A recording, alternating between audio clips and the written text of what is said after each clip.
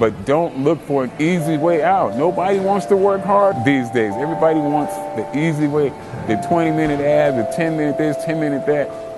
Fuck that. Come to the gym, work your ass off, earn it. But if I die, I die. That's how serious and dedicated I was to my sport. They said, well, you can't do it, you're gonna die. I said, well, I'd rather die doing what I love to do than sitting at home looking at TV.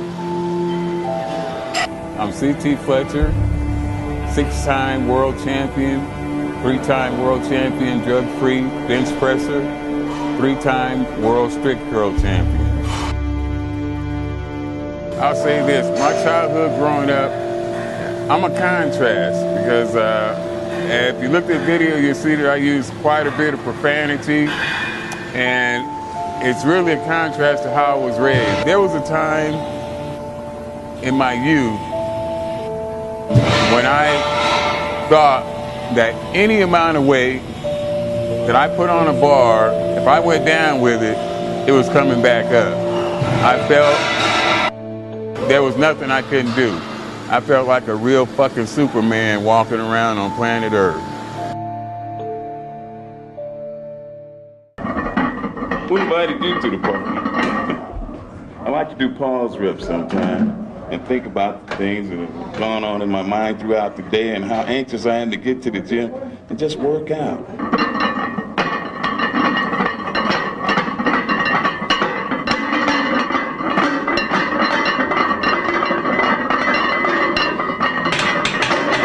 I was raised super religious by a super strict Pentecostal preacher who in his spare time used to beat the fuck out of me.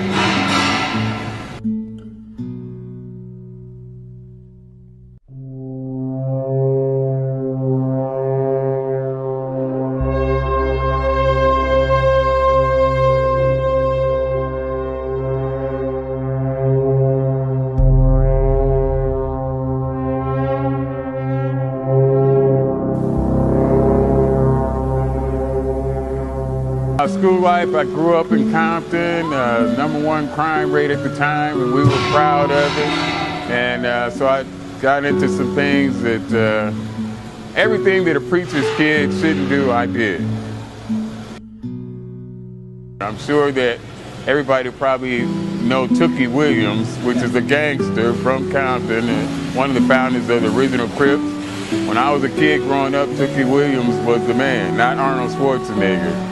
And also Craig Munson, another guy you never heard of, the largest guy I ever seen in my entire life, including Sergio Oliva and all the bodybuilders included. Craig Munson, a prison guy, was one of the biggest guys I ever seen. My mother is probably the biggest influence. She kept me from being insane as a kid. As I told you, my dad used to whoop my ass for sport. He'd come home and if he felt like, you know, whooping somebody's ass that day, there I was. But my mom was my biggest influence. Bench press, my maximum lift, good lift, 705 pounds. It was done in the gym, so it didn't count. In competition, 650 pounds. I done 725 on the bench in the gym, which doesn't count, but it was with boards, so it also didn't count. The most I ever squatted was 725, so I could bench press as much as I could squat. 725 is not really a good squat for a guy that weighs, you know, in excess of 300 pounds. Shane Hammond had the world record when I was around. He did 1,000. Back when I was in my competitive powerlifting days, nutrition was a joke to me. I would eat any and everything, a non-stop eating machine, because I felt like that's what I had to do in order to be the biggest, baddest motherfucker on planet Earth. I wanted to stop traffic. I wanted to crack the sidewalk with every step.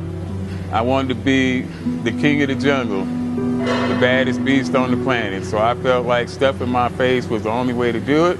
And I was such a regular at McDonald's back then. They knew what I was going to eat for lunch every day. They prepared my 4 Big Macs, 4 fries, 2 shakes, and 4 apple pies. I had that same lunch for over 20 years at the same McDonald's, actually. I had no problem saying I'm #1 or I'm the best.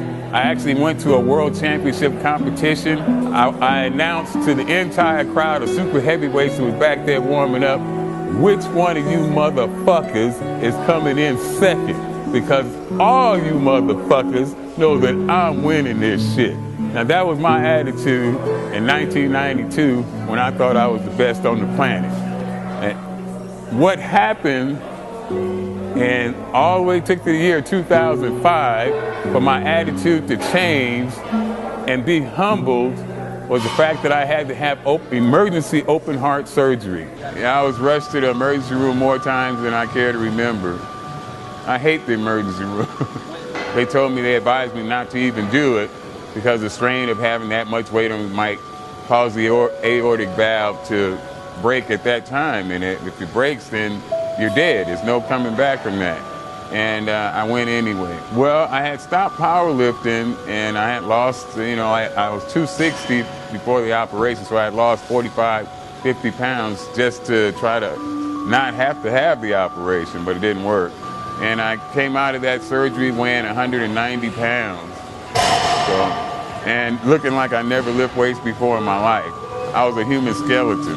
Well, I have a pretty good idea. It might have something to do with the 6, 7 cheeseburgers I ate every day for 20-some years.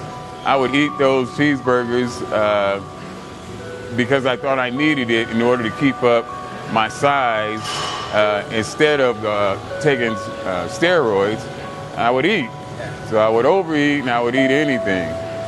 It took me almost 2 years to recover. Powerlifting, I still want to go back and defend the unbroken 225-pound strict curl record. I'd like to do it at the age of 54, be able to do what I did at the age of 30. I think that'd be pretty cool to come back 24 years later and do the same thing at a much lighter body weight and 24 years older. So I want everything I've learned over all these years of competition to get out there. I've been training with CT for at least 3 years, and it's the best training ever. Can't get nothing better than that. It's hardcore. He's gonna push you to the max.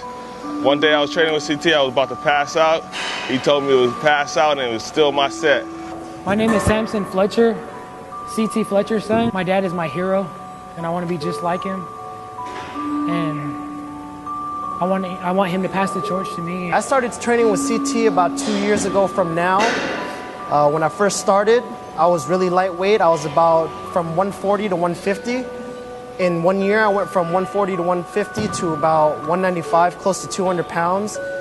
That was about in 2012, in the beginning of 2012. And from 2012 to 2013, now I'm about 185 solid muscle. All natural. 20-minute abs, 20-minute pad, 20-minute butt, 20-minute any fucking thing is a pile of bullshit. If you see somebody with great abs, a great butt, a great whatever, they didn't do the shit in 20 minutes. And if they tell you they did, they are a fucking liar. Trust me on that. No matter what, because I hate complainers, I hate criers. If I can come in here with a metal valve implanted in my chest, taking 10 different medicines just to stay alive every day and do my workout, you have no excuses. So no matter what, your nose bleeds, it's that time of the month, the kids are crying, you don't feel like it, your back hurts, you got aches and pains, it's still your motherfucking set. Let's get it done.